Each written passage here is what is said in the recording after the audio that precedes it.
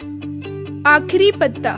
दोस्तों, ये कहानी प्रसिद्ध अमेरिकी लेखक ओ हेनरी की लघु कथा द लास्ट लीफ का हिंदी रूपांतरण है। सू और जॉन्सी नामक दो सहेलियों को पेंटिंग का बहुत शौक है। कला के प्रति अपने जुनून के चलते वो दोनों ग्रीनविच गांव में पहुंची, जो जूझते हुए कलाकारों का गढ़ माना जाता है।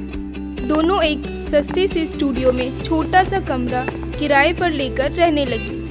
अभी कुछ ही दिन बीते थे कि अचानक निमोनिया का प्रकोप पूरे शहर में फैलने लगा। लोग बीमार पड़ने लगे और जॉन्सी भी इस बीमारी की चपेट में आ गई। सू एक अच्छे डॉक्टर को बुला लाई।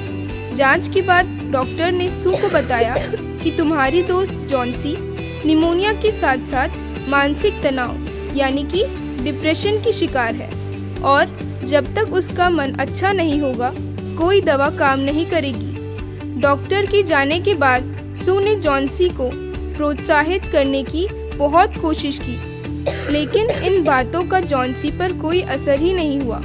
तभी जॉन्सी ने खिड़की से बाहर देखते हुए कहा कि सामने दीवार से सटे हुए पेड़ के पत्ते गिर रहे हैं और मैं भी इन्हीं पत्तों की तरह अपनी पकड़ खो रही हूँ। उसने कहा कि जब इस पेड़ का आखिरी पत्ता गिर जाएगा तो मेरी जिंदगी भी खत्म हो जाएगी।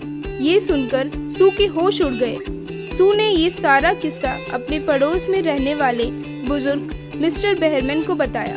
मिस्टर बेहरमैन भी अपनी कला से दीवानगी की हद तक प्यार करते हैं, लेकिन उन्हें जिंदगी में कोई खास सफलता नहीं मिली। मिस्टर बेहरमैन ने सू को सांत्वना देते हुए कहा कि चिंता मत करो, हिम्मत रखो, ऐसा कुछ नहीं होगा।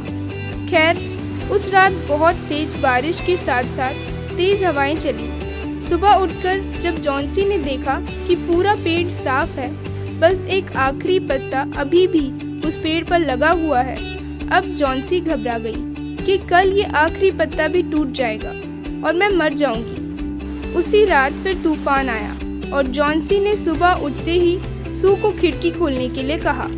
जॉन्सी ने देखा कि पत्ता टस से मस नहीं हुआ। ये देखकर जॉन्सी की खुशी का ठिकाना न रहा और उसकी उम्मीद जगने लगी। उसकी हालत सुधरी और वो ठीक हो गई। 3 दिन बाद मिस्टर बेहरमैन की मृत्यु का समाचार मिला।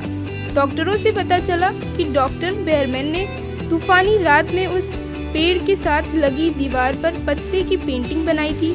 ठंड से उनका शरीर जकड़ जाने के कारण उन्हें निमोनिया हुआ और उनकी मृत्यु हो गई। तब जॉन्सी और सू को समझ में आया कि वो पत्ता नहीं बल्कि पेंटिंग थी। इस कहानी में हमें 2 सीख मिलती है। पहली यह कि हमें हमेशा सकारात्मक दृष्टिकोण रखना चाहिए और हिम्मत नहीं हारनी चाहिए।